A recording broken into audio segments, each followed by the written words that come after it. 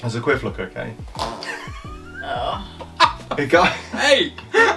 We're going to be another 20 You minutes. haven't seen the half of it. Not the half The thing of it. is, I got it. It looked quite nice this morning, and then from the last podcast, I had to run to the car because it was chucking it down. So I got wind imbalance because it does take the wind. Do you have quite a a protractor little so you bit. can check the angle? Yeah, It takes it'd be off perfect. sometimes if it runs too fast. Are we on? It's a great hairpiece. No, thank Lovely, you. isn't Yeah. It used to be what's the word? I can't. Merkin. Hello and welcome to our latest edition of How I Failed in Business. Now, this is our first episode in which we're in the new studio. Yes, the brand new new set. studio. Very exciting. It is very exciting. Still a bit nerve-wracking. Some little changes we need to make. Yeah, a work in progress and definitely a labour of love. Something like that. I was here very late last night. I had a beer followed by a rum just to help me get the creative That'll do juices it. flowing, setting it all up. But it's exciting. So, look, hopefully it sounds a bit cooler. Hopefully it looks a bit cooler on camera and you'll see some more changes over time. And today we're quite blessed actually to have what I can only portray as a podcast star, a podcast maestro, a podcast phenomena is what I'm going to say. Adam Baskill of Elevate Studios. Hello and wow. I don't think I've ever had such a gracious introduction before. A podcast phenomena. Have you ever been...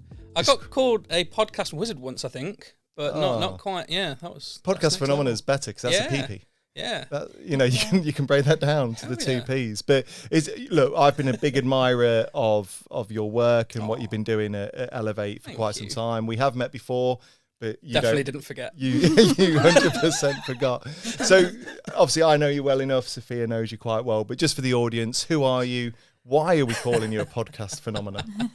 So I think as Rob eloquently said, I am Adam Baskill. I own a company called Elevate Studios Limited. We are a production company, but we have podcasting at our roots. It's our heart. It's the foundation of the business. We started the company just to basically provide people with a platform to tell their stories. Like podcasting is such an accessible form of art, form of content these days that anybody could do it, but production value is becoming more and more important. And it can make or break a podcast a lot of the time. If you've got poor audio quality or poor video quality, there's so many other podcasts out there that people can just switch to like that and they're gone. So we try and offer that sort of production side of things, but also a coaching side of things as well. We know how to tell stories. We know how to get the best out of you. We know how to coach you behind a camera, behind a microphone and that kind of thing. So we hopefully provide a nice, wholesome environment for you to come and record a podcast, feel comfortable with us. A lot of our clients have become friends. We record with a couple of chefs. We've just done their podcast for them and we get free hash browns whenever we go. We get free breakfasts, we get drinks. So you sort of develop these relationships. And I think ultimately that's what podcasting is about. So that's how we run the business, based around, making friendships, relationships and that kind of thing. So yeah, we do all sorts of things from videography, audio work, music production, because also my background is musician. So it's almost a little bit of everything. Hopefully not jack of all trades, master of none, but yeah. And it's been a great journey to see. And, I've seen some of the productions you've put out there. And once again, I've read some of your articles that have gone out in local press about the importance of podcasting and everything else. Why is podcasting podcasting's been around for years, hasn't it? But why all of a sudden? Why is there this surge? I don't think necessarily it's all of a sudden. I think it's been quite strong for quite some time, but I think post-pandemic, we've probably noticed it a lot more because we all had a lot more time. We were all trying to fill that time with something, whether that was creating content or consuming it. So I think there was this big opportunity for podcasting during the lockdowns and things where it just boomed. And what sort of happened is we ended up having more listeners and a bigger audience than there are podcasts. So there's this sort of gap. Yet advertisers and brands and companies are investing more into ad revenue for podcasting than ever before, but there's no one there to take the money. So I think what ended up happening as a result of, the pandemic and the podcast boom is we were so isolated. Relationships broke down. We were lonely. We were on, we didn't have a lot to do to fill our minds with things to do and think about. So I think podcasting was almost like a bit of an escape for a lot of people to feel connected and to enjoy someone's conversation. You feel like you're in the room. You put some headphones on or you listen to it on a speaker. You feel like you're in the room with that person. And that's so powerful. It's not like Instagram where you'll scroll or you're on someone's website and you'll scroll. It's a couple of seconds. It's 3 to 4 seconds of a dopamine hit, right? And then that goes and you're left frustrated and bored and unfulfilled. Podcasting it's got more substance. And I think that's what we all need. And now more than ever, we're back to normality. I'll use air quotes for that, whatever What that is is. that? What is normality? God knows. But I think now we are at that point in normality. I think we are realising that just how important it is to have connections with people. Whether you guest on a podcast, where you listen to them, whether you make them, it's an outlet, it's creative, and it's building things with other people. You know, and I think that's why it's so powerful. Social media has become cold. Email marketing, it's cold. It has its place. Don't get me wrong. I'm not disrespecting it at all. But podcasting is just that natural connection. I think it's about as natural as you can get in the digital world. And I think that's why it's so big. So what's on, and I'm more than happy for you to plug some of the ones that you're working on and producing, of course, but what is on your Apple podcast? What's on your Spotify podcast playlist right now? As in what I listen to? Yeah, what do you listen to? One of my favourites at the moment, it's been a favourite for a long time, I've got a story about this as well, which you might like, is My Dad Wrote a Porno. Brilliant. Which is phenomenal. For those that don't know, it is essentially 3 people that produce the podcast, and one of their fathers has written his own erotic literature called, I think it's called Belinda Blinked. And they read a chapter, an episode basically, and they sort of put on the voices and read it out. It's really, really engaging. It's really funny. But once I was picking my son, so my son lives quite far away. I pick him up from Suffolk every other weekend or so. So I have to fill that drive with podcasts and music. And I had this podcast on, and it gets quite animated. So when they're describing certain events and certain things happening, sounds are made. And I blew a tyre on the M25 at one point. When I was driving, I think I was driving down to Kent actually because he had an event on, and to get roadside recovery to come get the car. Fine, they put it on the back of the wagon. Brilliant, great. Took me to the local tyre shop, and I don't know if it makes any difference, but the lady that was responsible for taking my car off the ramp was very, very timid and very, very quiet. And she got in my car. My phone connected to my car's Bluetooth. My windows were still down, and all I heard was, "Oh!" I'm sorry for that impression, listeners. That was really good. But do you do that often? More often than you think. And I just saw my car running off with these sexual noises coming off, and I'm there like absolutely appalled. And it's not what you think it is, honest. I promise it's not what you think. I wasn't listening to porn. How do you recover from that? You just don't. I just looked at her and knew that she was she was judging. Judging. Yeah.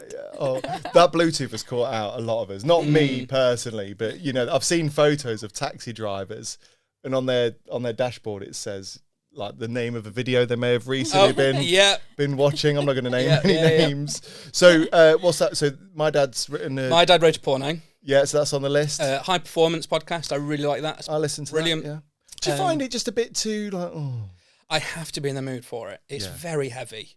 And it's only ever so often that I'll tune into it. If I've got a spare bit of time where I can focus on it, then I'll give it a go. Because I love it. And have you ever listened to it with Jake Humphries and the other guy? The other guy. It's pretty much how people know him. Yeah, can't remember what it's called. But it's a great podcast and, great interviews. You sold it when you were like, oh. Well, it's good. And, some of the, the stories and the tips and the hints they share is good. Yeah. But both Jake Humphrey and the other guy, they've got very ASMR voices. Yeah, they and have. it's very hushed tone. So for something where like you you're feel always leaning in, they're going to tell you a secret. Yeah, and for something that you feel like you should be ramped up and excited to get into, actually you're like, oh my God, okay, this is going. So high performance, what else? I used to really enjoy Diary CEO, which I know is just like the buzzword in podcasting. I'm sick of hearing it. My business partner has it tattooed on his chest, I'm sure.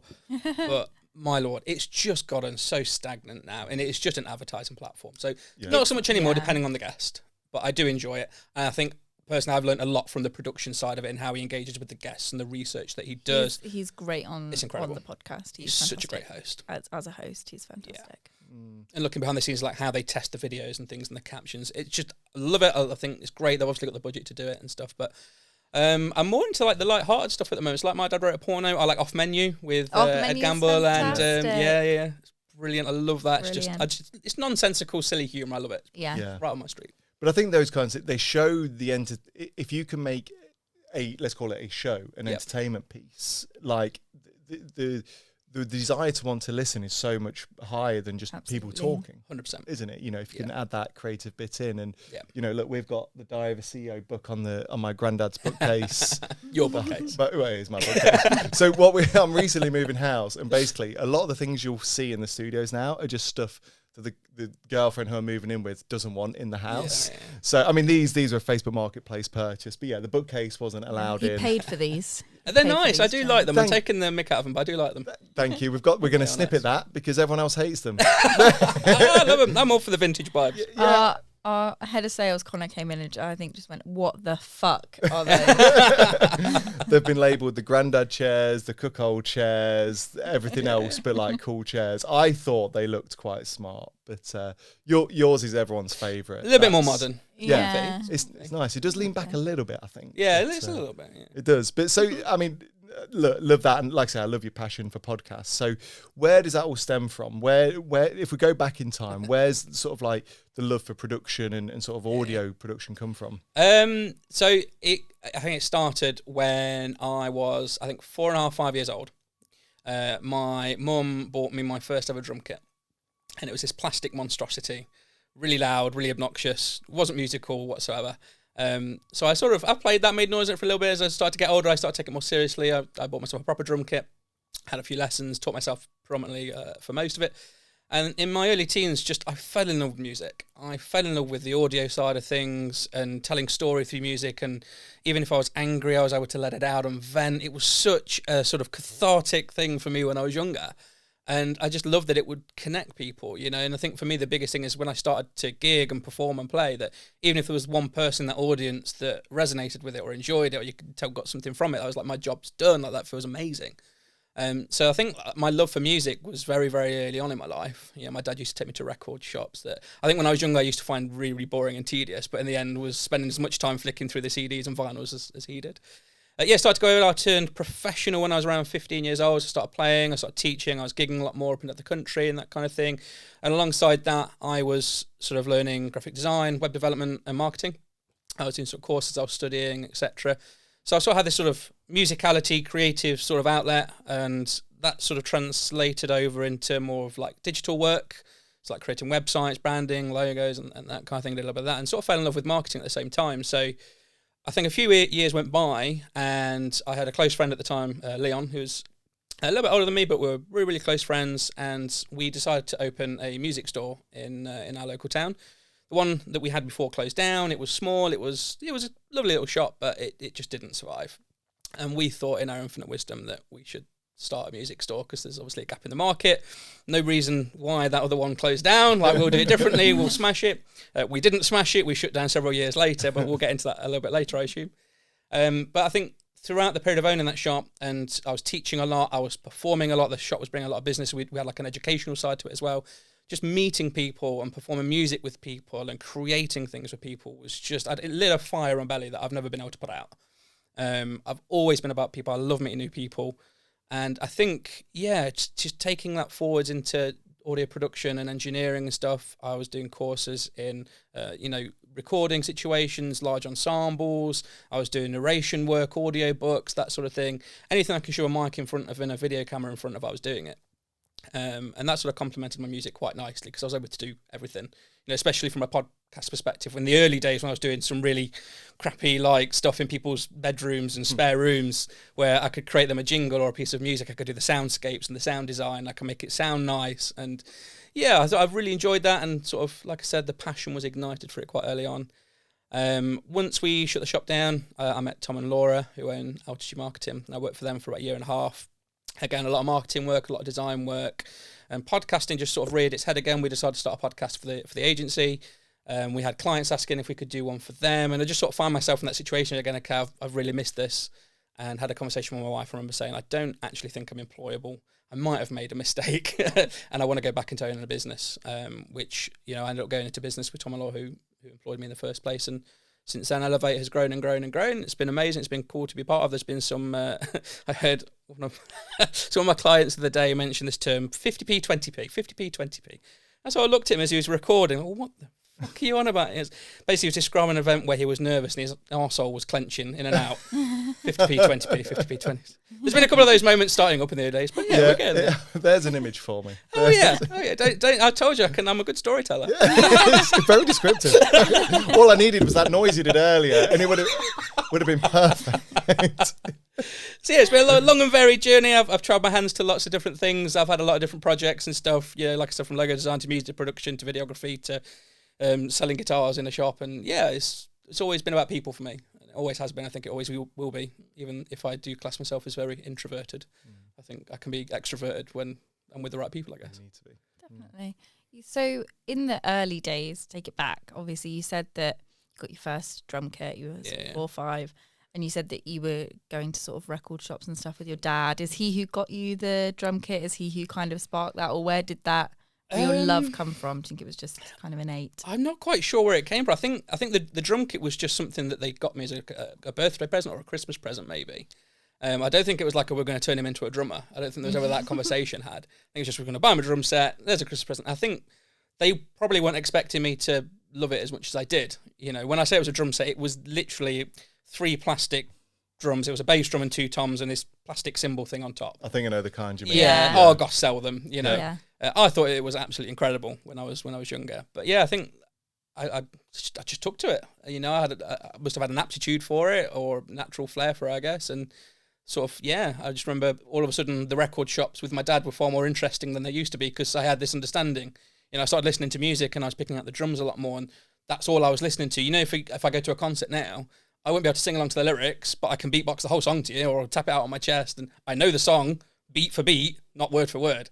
So people look at me, you're not a true fan. You know, you're a fake. No, I know the music, just don't know the words because I don't listen to the singer. It's just ruined music for you a little bit. But yeah, I think I just sort of fell in love with it. And yeah, like I said, the record shops got really interesting.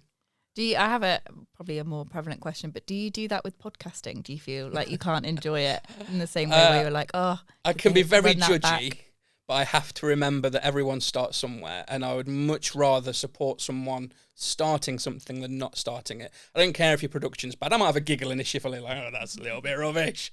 But I think it comes down to the fact, well done for trying and getting yourself out there. You know, I will never ever put anyone down for that. But I think when I listen to podcasts, I'm a lot more critical of how the sound's been designed, how it's been produced, especially with like the bigger brands and people you would expect to have a bigger budget behind them.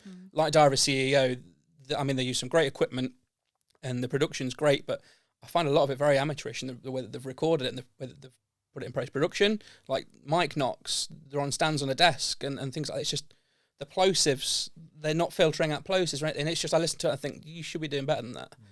But again, these are people that you would expect with the kind of budget they have to have higher production value, and you just come as to expect that. Yeah, obviously we've got a big budget, so we're doing absolutely fine. Massive budget. Don't listen to the first few episodes of the podcast. But like, you've got to start somewhere, though, right? Well, I'm glad you said that, because we were saying off camera like how nice it is for it to be very accessible now 100%. For people to start, and we're similar. Like we want people to share their stories. And when Sophia, took minimal persuasion to join as co-host and set up. How sharp was the knife that you I was going to say, how much do you value your job? Do you want that pay rise this year? We literally, when we used to record, so when we used to record with a guest, we just had a Yeti. I think I saw the videos from your first few. Yeah, on a stool. I definitely didn't. On top of exactly. But it was very like rushed together. When we would then record our sort of overviews that we record on a Friday, that go out on a Friday, we used to huddle around my desk. We'd build like a little cave. A den, like a booth, sort of podcast den, a booth. Yeah, right. Yeah, just out of like I thought I had one in here, but just kind of basic desk dividers, basically, with the Yeti in the middle, and we'll be huddled over, just talking into it. Like very this. Casual, very nonchalant, very cool and calm. Not very demure, not very minded. No, not very cutesy. No, not at all. But like you say, you get to a stage where you go, right, we now need to improve this. 100%. You now need to improve that, and it's like the same with this set. I'm constantly looking at things of. We need to do this. We need to improve that. I think when we started, we had like the passion for the idea of what we were going to do, and the like dedication that we were going to do it, and so we sort of rushed out in front of ourselves. And now we've kind of reached a point where we've been able to catch up with how we feel about the podcast. It's starting to reflect in how we're able to make it look. I think you just got to start with the content. If your content's strong, then you've got the hardest part done and out of the way. The production bit, that should always come afterwards. If you can do both at the very beginning, then absolutely incredible, well done. And that's what we're sort of trying to do with Elevate, is to give you that, your first show should sound like your 100th if you work with us kind of deal. Yeah. But I would much rather people just start something, get some content out there, learn from it, and then adjust. It's nice that you've got some nice Rode pod mics and stuff, and some nice sounds on the Rodecaster. It's good to see that kind of equipment come in, because a lot of people don't invest in their podcast as much. They're quite happy. They'll see the results and just sort of keep trying along, but you're looking to improve, which is really, really cool to see. Yeah. And I think it goes to that, one of the podcasts I listen to a lot is Help I Sexted My Boss. Yeah, with the etiquette coach. Yes. And, what's the radio guy's name? Jordan North. Jordan, that was it. So I'm quite a big fan of theirs. Don't get me wrong, sometimes it does get a bit samey and stuff, but I love it. But the euphemisms can be a bit much. But gosh, sometimes they're funny. But it's good. But you look at listen to some of their early ones, and theirs aren't so good. And I think I love what you've said. Sometimes just do it. 100%. And, don't get me wrong, like say you can use a studio like yours, it's going to be top notch from day one, but just do it. But exactly. Speaking of, I've had the little wave from Molly which says we're nearing time for break, which means it's probably time for our first game if you're ready to play. Yep, let's do it. Amazing. Well, you've got no choice. Now, in typical Rob Spence fashion, I've left my notes at the other side of the studio. So, Molly, if you wouldn't mind grabbing those for me. And it's quite apt because I've noticed that you've not even plugged in your microphone. So whilst you're adjusting... Oh, yeah. Oh, funny that. Oh, dear. So whilst we get it set up, Molly can... What? She's strictly behind the scenes. She is. You want to talk about someone that has to be forced to be on the podcast. Yeah, no one will ever see Molly. But yeah, whilst Molly gets set up with her microphone, I'll explain the rules. It's a very simple game. From here on in, it's going to get serious because up to serious face on. Up to episode 51, it was shits and giggles. Doesn't matter who wins, okay? But now there's going to be a leaderboard. Okay. Yeah. I'm going to do that thing that you see on Top Gear where they lean forward. Yeah, it's going to be guests versus Sophia. I think I've led you to believe that we were friends, and that was a misdirection. Mortal enemies. Well, actually, because Molly's going to be involved here as well, isn't she? So we need to work out how the leaderboard will work. But the game is very, very simple. Okay. So cue the music. We've got 3 statements, 3 stories. 2 of them are completely made up. False fiction. One of them actually happened and is a true story. Right. So 2... Have I done that wrong? You've done that the wrong way around. Have I? You've killed that already. Don't even know your own rules. Two of them are true. One's a lie. So normally, when we play this game... normally when I play this game, 2 of them are true and 1 is fake. Is that right? 2 truths and a lie. Yeah, 2 truths and a lie. Now we're doing 2 falses and a truth. Okay? I love it. Right, okay. We've shaken things up. So this one, 2 stories are false, 1 is true. You've got to guess which one is the true story. Right. Now, because I know you've got a musical background and because I know your love for musical production, I've gone for musical-based questions. This is going to be a career ender, isn't it?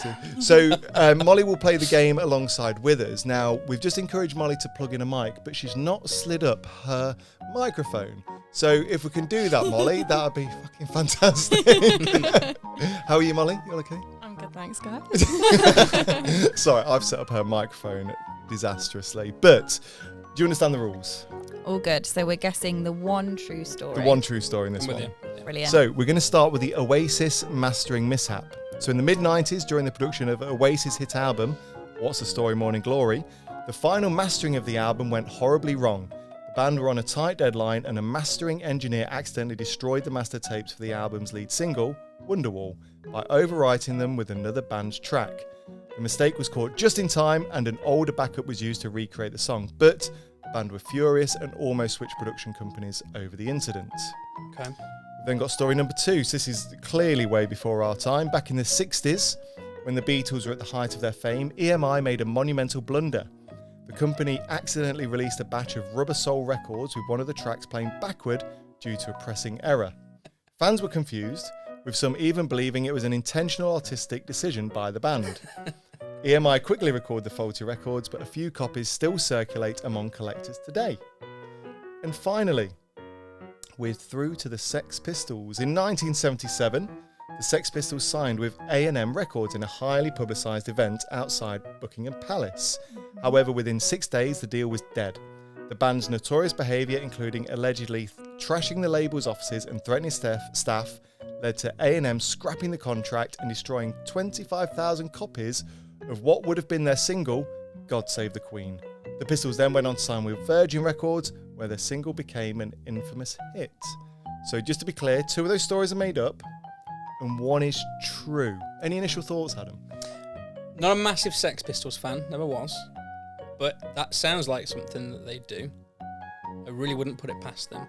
The Oasis one, I'm inclined to believe is true. I know when they were building that album, recording that album, there were problems. Okay. And I can't remember the specifics. I don't know if it was a master copy that got overwritten. I remember there being a big incident during the recording of What's the Story. So I'm leaning towards that one. Just, I don't want to kind of ruin your flow there. As someone who's worked in music, is that a doable thing though? Could you? This is what I'm trying to figure out because it was all analog back in this. It was all tapes. It was all on the decks. So if they've recorded over something, that is entirely possible. But usually when you have a master mix, you've usually got, like you said, you've got backups and other sort of, I don't know with something on that scale that would be possible. Okay. But it wouldn't shock me with Oasis. Yeah. They were all fueled on alcohol. They were all nuts. And they the were rest. all angry. Yeah. The Beatles one, they had some weird stuff. They had the famous number 9 song, which was ridiculous, but backwards recordings escaping. Could you press? Because I guess this was on vinyl. I guess in the 60s. Could you press a song backwards? 100%. Could you? Yeah. Okay. That was going to be my question because I don't know how how records work. I don't understand. It's still, I think vinyl production still weirds me out more Isaac's than really an MP3. Isaac's so into it, and he knows, and my partner, and he knows everything. He's got every record that you can do more of, and I still don't even get how they put it on. And he's like, well, it's like this, and I'm like, oh. You know, when you're you're editing your podcast and you've got your waveforms, with all the lines. Essentially, all they're doing is they're printing that, like 3D printing that onto the surface of the vinyl. No, I know. But how? I've got it. I just don't get it. Right. Okay. And then how does a needle read it? Yeah. It doesn't make any sense. It is crazy. What do you mean? Also, how did they invent that? How did they figure that out? Bizarre. So that before, like you could. I don't know. That's by the by. So what are you going for? So the Sex Pistols, they did sign outside of Buckingham Palace. Whether it was with them that they signed with, I forget. But that did happen. It did. I think it was like a record short contract signing. Anything that they do doesn't surprise me because they weren't a band, they were misfits. Oasis, again, for something like that to happen, I think that sounds completely like unplausible but plausible, and I think that their reaction would have been monumentally bad. I don't think they would have taken that well at all. Beatles,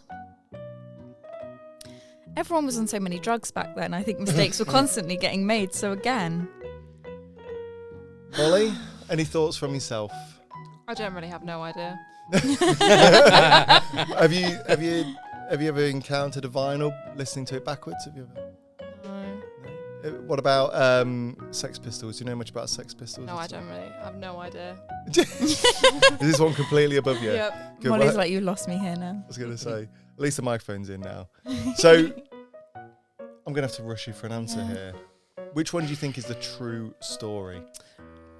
I'm going to go the Sex Pistols one, I think. I remember Oasis having an issue with that album, but I don't think it was Masters being over-recorded. Watch me be wrong now, but I'm going to go with Sex Pistols, I think. Sophia. See, I always try and be contrarian, but I think that one's true as well. That's okay. Molly? I'm going to go for the backwards tape.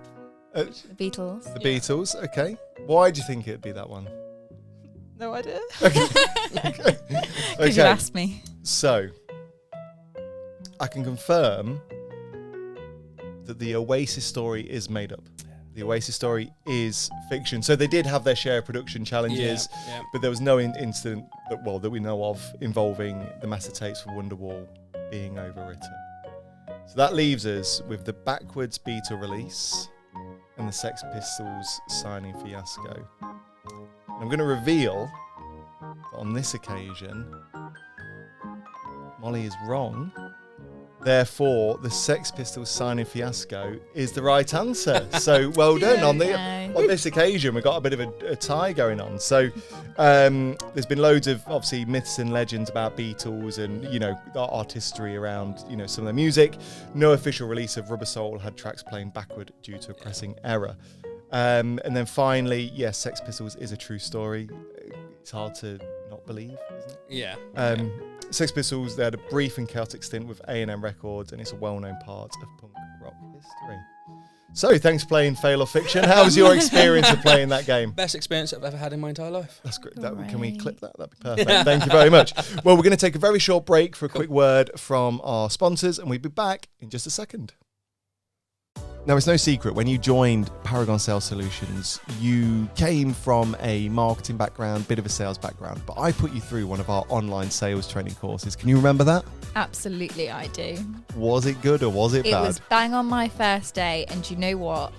As much as I may have detested listening to your voice for all those hours, it equipped me with all the skills that I needed to get started in my sales journey. Well, first of all, that's rude. But secondly, you are true. And we now have 10 online sales training courses ready for you to learn in your own time. So in my day job, I'm actually a sales trainer by trade, a sales coach, and these courses have been taken on by nearly at 10,000 learners, can you believe? Nearly 10,000 learners from all across the world. And if you want to improve your sales skills, maybe you're attending a business networking event that you feel nervous about, you don't know how to do it. Maybe you've got to do some telemarketing, some telesales. Maybe you need to just up your sales game. Whatever the reason, we've got a sales training course for you. Now, if you do want to sign up to a course, all you've got to do is visit our website. Go to www. Why do I keep saying www?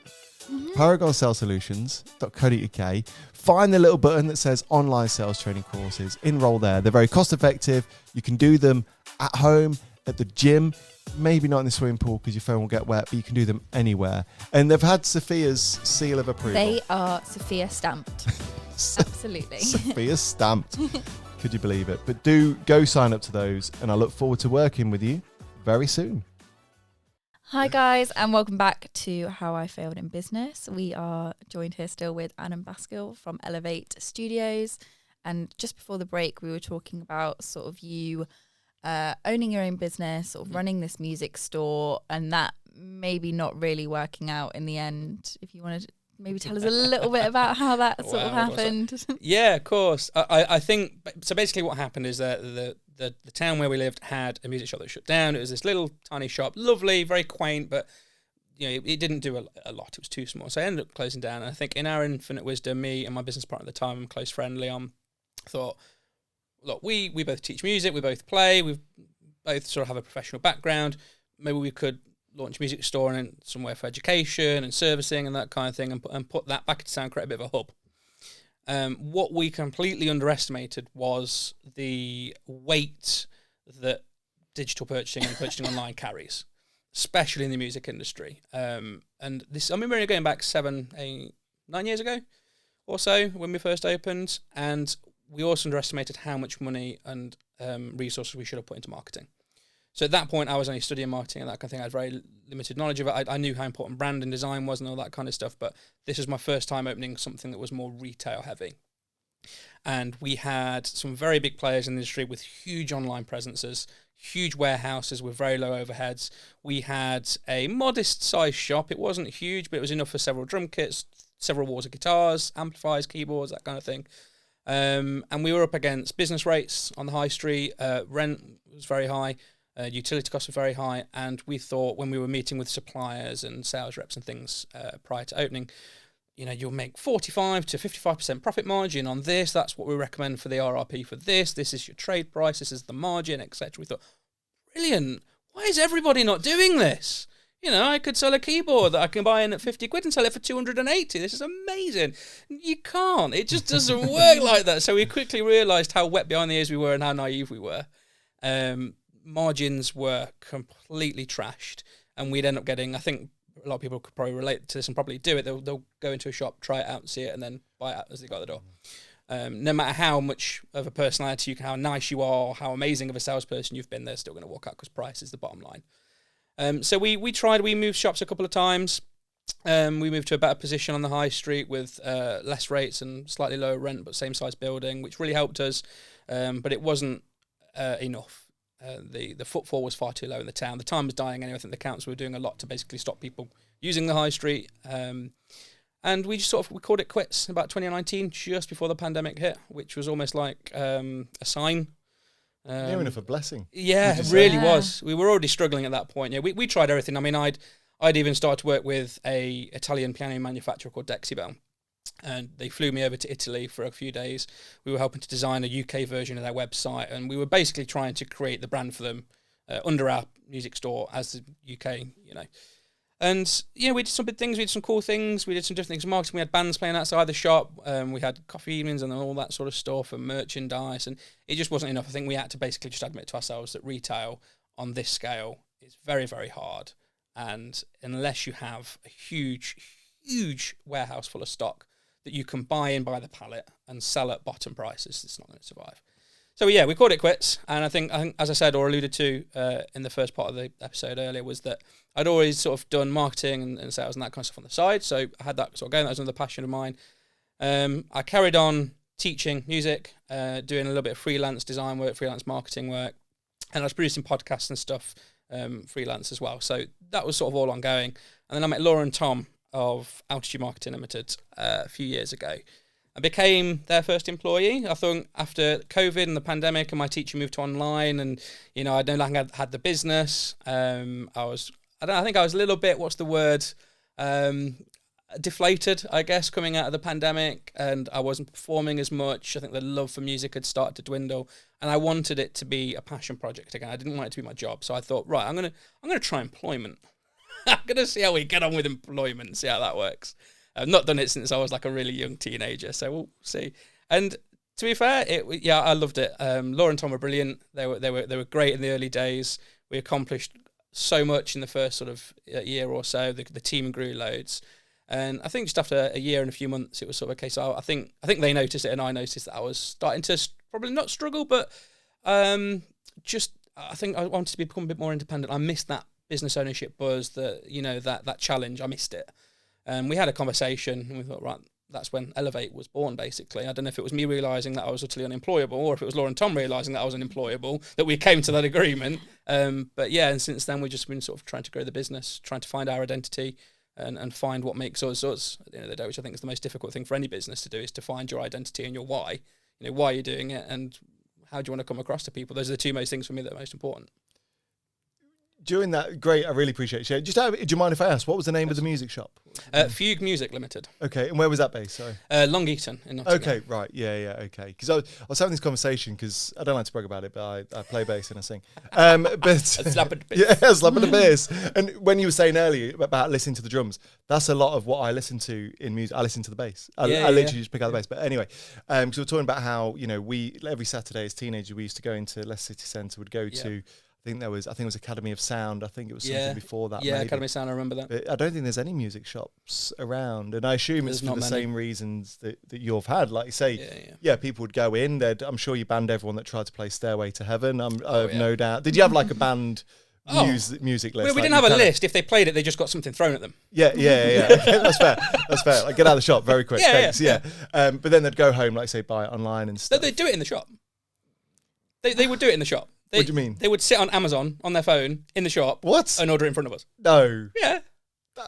What do you say? You've got balls, haven't you, to do that? Oh my god. That is horrible. Yeah. To be fair, that takes the piss a little bit. Like for you as a business owner. There's confidence there. That's like someone coming in for like marketing consultation and getting quotes online. Just going, what do your competitors to do? I don't know if they felt comfortable, because the way we branded the store was it looked like a chain. We made it look like we were bigger than we were, and I wonder if it was like this mentality thing of, they'll be okay with that, I say, like they don't need the money.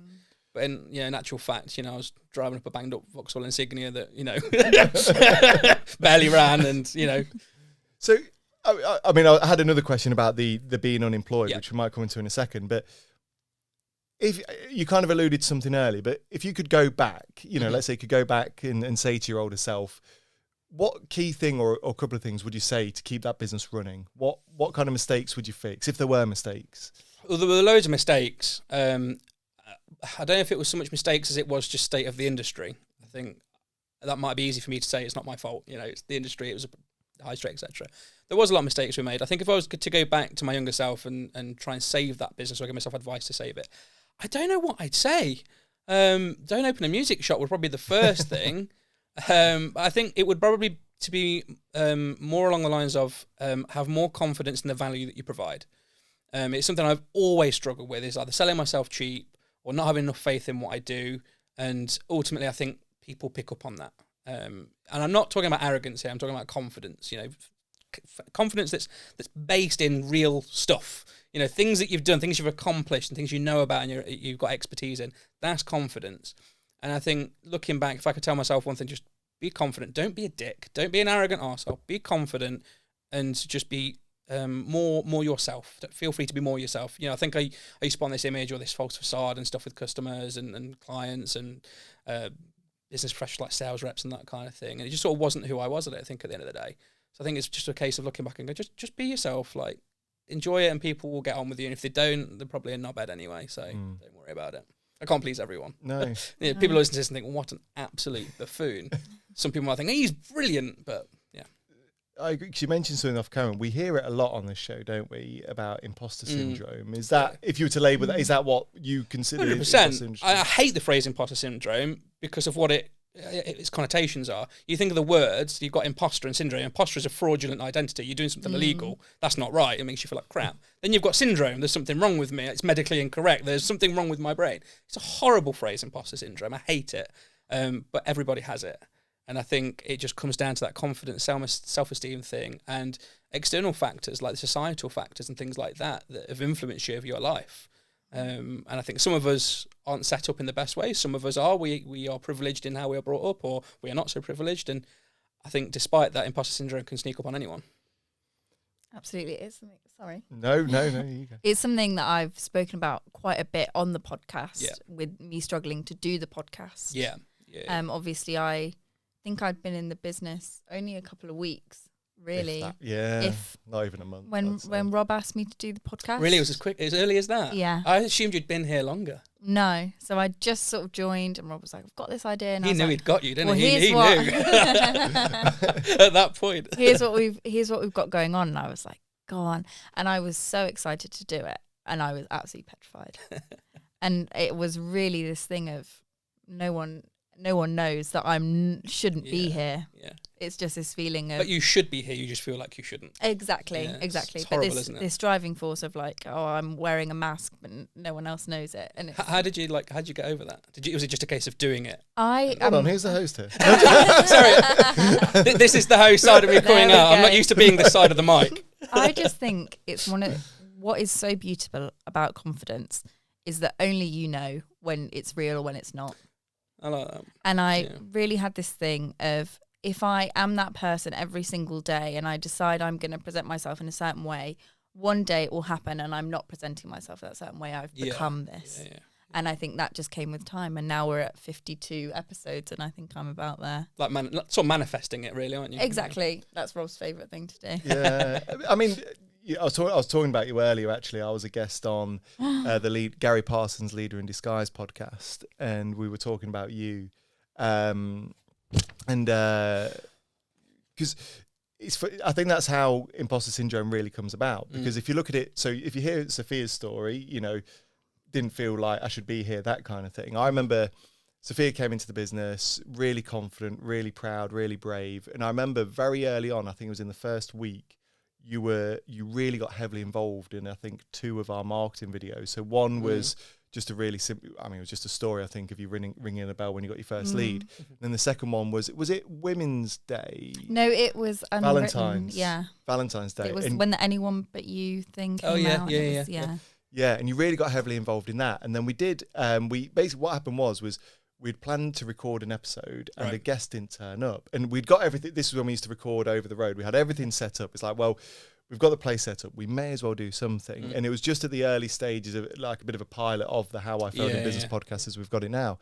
And there was 3 individuals of the team who sat down and did that. And fair credit to you, Sophia. Like the one person out of all those 3 that really stood out was... Sophia. So, it's funny how you've seen it of like, I'm an imposter, where I've seen it and gone, fucking hell, you are you're ideal for this, so it's weird how it works out. So let's turn the question around on you. How have you found imposter syndrome with Elevate or not? Oh yeah, definitely. And I think anything creative, I actually put a little bit of a post up about this on LinkedIn today, and I sort of I typed it out 2 or 3 times and kept deleting it because it sounded bitter and that's not what I'm about. But I think anything creative, any industry for that matter, but specifically creative industry, there's always someone that can do it cheaper, that can do it in a different way. You can buy on the equipment, but you've not got the knowledge. It's all the gear, no idea kind of deal. And sometimes the other way around. Yeah, 100%. And I think it's really difficult not to get caught up in that sort of like comparison cycle of looking at what other people are doing. And, you know, as a musician growing up, there was always another artist or another drummer or another producer doing it better or cheaper or whatever. And it can be such a toxic industry at times where you are compared to, you are used, you are dropped. And I think I absorbed a lot of that negativity and feedback in my early days of playing. I was crap when I first started, like everyone is. I was shit. But I worked hard, and I used to get home from school and practice on my drum strap every day. That turned into hours and hours and hours. I assume this was a different kit to what you started. Yeah, it was. Yeah, Okay, this was my first real proper kit. Yeah, I remember just chucking my headphones on and jamming along straight after school. You know, it became my life, and I worked hard. And I think what I realised as I got into my later teens is when I started to surround the people that could see the value of what I did. That's when my confidence shot, because I realised that the people that were full of negativity and criticism and judgment before, they don't matter. They don't mean anything. The people that can see value in it are the ones that matter. And you can't please everyone. It's absolutely impossible. But it's who you surround yourself with that's important. And I think with Elevate, there's a lot of people that do podcasting, there's a lot of people that do videography, there's a lot of people that do music. It's so accessible now, like yourselves, great to the setup growing and stuff. You can buy some good microphones. It's entirely possible. And then I think when a client's looking at that and going, okay, this person that's bought a USB microphone, they've got a mixer, I can go and do it at theirs for like 25 quid an hour. And they're looking at our thing that's in the thousands, and they're like, why? And you're sort of like, if I have to substantiate it to you now, we're not the right fit. If you get its investment and the sort of the deliverables you're going to get out of it, then we're the perfect fit. So I think it's having confidence in myself now to know what I do is worth something and it's valuable and that it will help somebody. That's all I need now. And I sort of, when I do feel that imposter syndrome creeping in, like, shit, I shouldn't be doing this. I should be back on the drums in a band, like back down the road in the shed or something. I sort of remember, no, actually, I can help people, you know, and people do get a lot out of what I do. And when I have that feedback, it's like, it's all worth it, you know. It's hard. Don't get me wrong. Like the voice in the back of my head is constantly telling me how shit I am. But I just got to remember there are people that find what I do valuable, and usually, more often than not, the people with negativity in their veins are louder than the people that with positivity. You know, so you hear them more, don't you? Exactly. And the thing I always say is, look, I've never been slagged off or hated by someone that's doing better than me anyway. Yeah, exactly. Half the case, isn't it? Well, I think, look, there's going to be a lot of people that want to get in touch with you, that want to learn a bit more about your podcast. So we're going to cut into something that I've been waiting for forever, so that we can do that, and then you can kind of sign off and give all of your call to action. So is everyone ready to play Jingle Tingle? Fucking brilliant. So, right, we probably will at some stage have lawyers knocking on our door and various copyright strikes. But until then, we're going to roll with it. So, Jingle Tingle is a game we penned for our 50th episode, okay, just to add a bit of dynamicity to our show.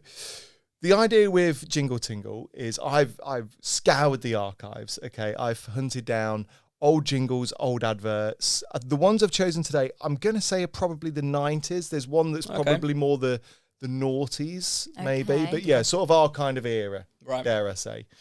I'm going to play with you 3 little clips. I'm going to quickly try and stop them, and you've got to tell me what brand or what company the advert is, okay? And I'll give you like little taps on the back, little bonus points if you can tell me what the advert actually was in terms of the creatives of it all. Okay. Is everyone ready to play Jingle Tingle? Born ready. I'm going to be shit at this. Molly, I need some more excitement from you here. I need more excitement. First of all, I need to be closer to that goddamn mic, woman. I'm here, guys. Right. Oh, apologies. This one actually is from 1985, but I'm very confident it got reused for decades. Right. Okay, let me just make sure I've got the sound on. Are we ready? Way down deep in the middle of the Congo, a hippo took an apricot, a rubber, and a mango. He stuck it with the others and he danced a bitty tango. The rhino said, I know, we'll call it Umbongo! Yes! Do you not remember? No. How do you not know the Umbongo song, Sophia? What's it for? Umbongo! Juice drink. Like a little carton of drink, like squash. Do you remember a discontinued Umbongo? brand. I think it might. I don't know if it's still around. Is it still around? I'm gonna do some research I'm sure it's now. it could come back in like Iceland or something. God. It was great. It sounds fab, though. It was the cartoon was even fabber. Yes. Yeah. Honestly. If you could if you could watch that, it is literally, imagine if a kid were to drink that drink and what was going through their brain. That's exactly what it was. Amazing. Did it get banned, that advert? Oh my God, it was discontinued in 2003. So they don't make them. Okay, well, I was 4. I'm sure it made a comeback. I thought they did. Oh, no. Okay, tell a lie. You can buy exclusively in all Iceland shops as well as online. Right. You were right. Well bloody done. Hey, my check's in the post. So so Umbongo, 1983. That advert was 1985. I'm confident that advert got throughout the 90s. It was around when I was young. Didn't it? Yeah, I'm sure it did. It was on TV when I was young. Yeah. 100%. If I show you, so that's the carton. Oh. Yeah. Do you recognise the carton there? I'll try and get the camera in as well. To be fair, Molly would have been 2. 1. Yeah, probably won't recognise it. But that advert was just a thing of hyperness and E-numbers, wasn't it? So I'm glad you got that one. Now, if I time this right, we can quickly move into the next one. Is everyone ready for the second one? This one I don't think will be as easy. Okay. I'll be honest. But this one is more Christmassy. Okay. We'll give it a go.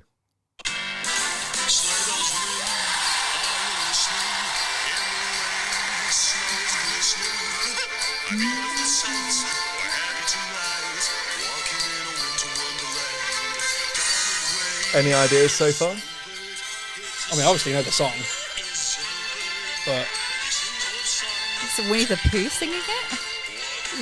What's going Winnie on? the Pooh. Whose voice is that? Right. So, any initial ideas? Any initial thoughts? I'm happy to give some Walking in a clues. Winter Wonderland. Molly, any ideas? Molly's got a blank face. So I think that's like a supermarket advert. That's what it feels like. yes. So some clues. So that advert was from 2004. John Lewis. No, but you are along the right lines. Is it Asda? Okay. Not Asda, but I can see why you've gone for that. Marks and Spencer. No, we've just had Marks and Spencer, I think. John That's a Lewis. John John. Lewis. Oh, yeah. Sorry, that's my fault. I mean, I'll read out some of the prices that are advertised on here. Selfridges. No, you can get a disco ball for $19.99 for Christmas. Sainsbury's. You can buy. Oh my God!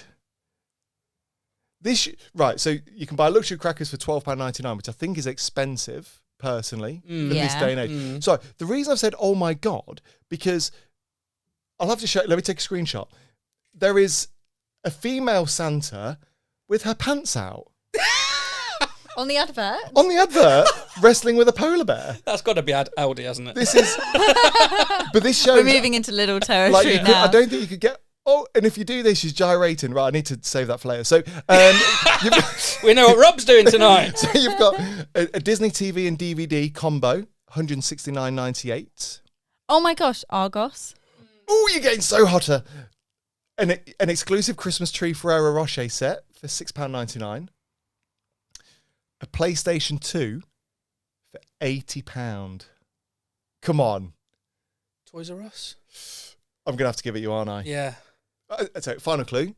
Famous for pick and mix. Woolworths. Woolworths. Oh, Woolies. well yes. done. Now, so we'll play the last one and then oh God, that's Umbongo. And then I'll show you the screenshot. Okay. I'll airdrop it for later for you. It's That's my right. private times later. Exactly.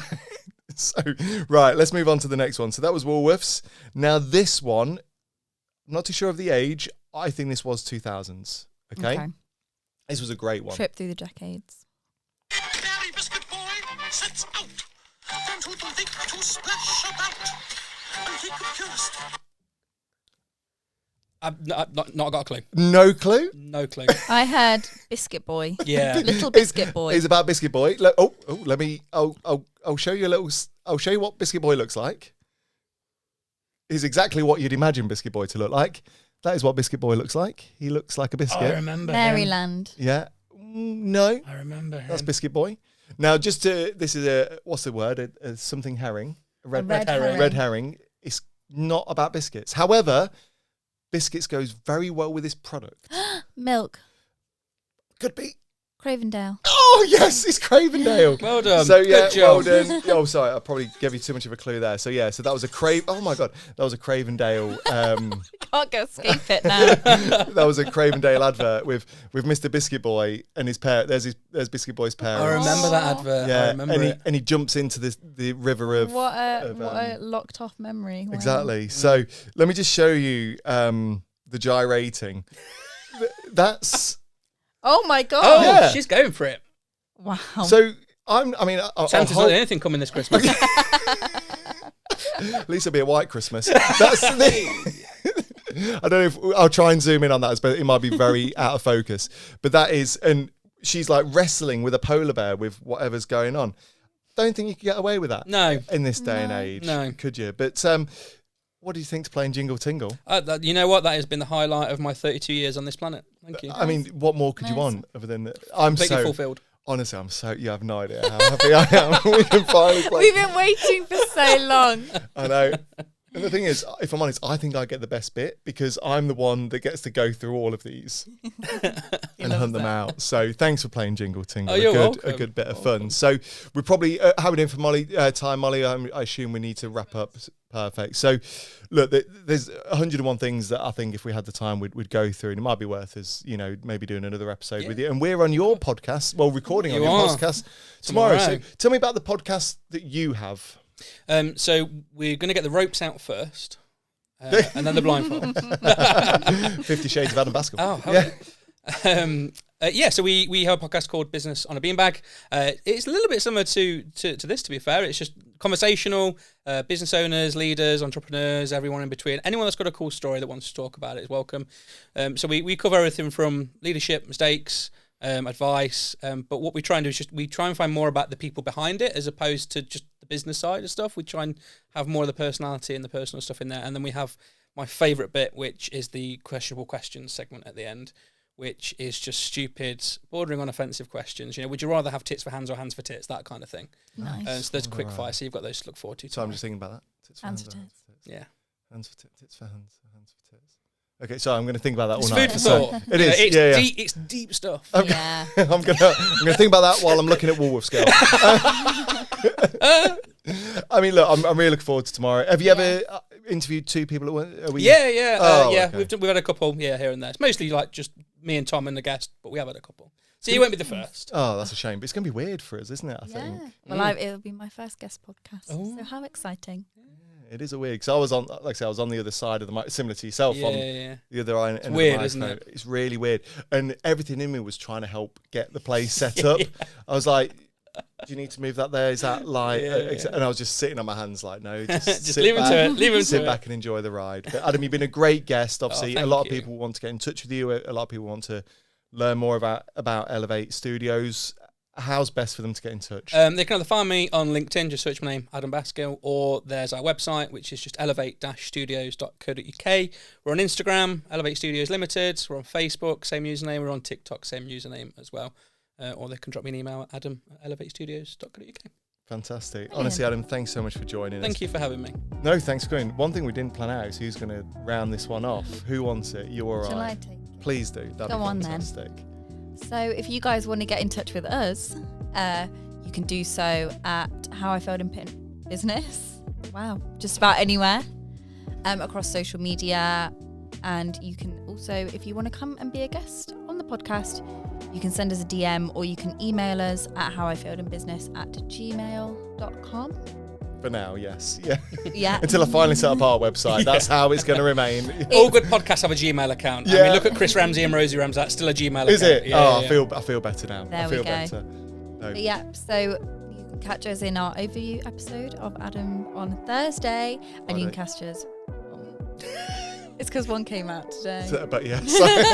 You can listen to our bonus episode that came out a month ago today, and you can catch us with our next guest next Tuesday. And until then, bye. All the best.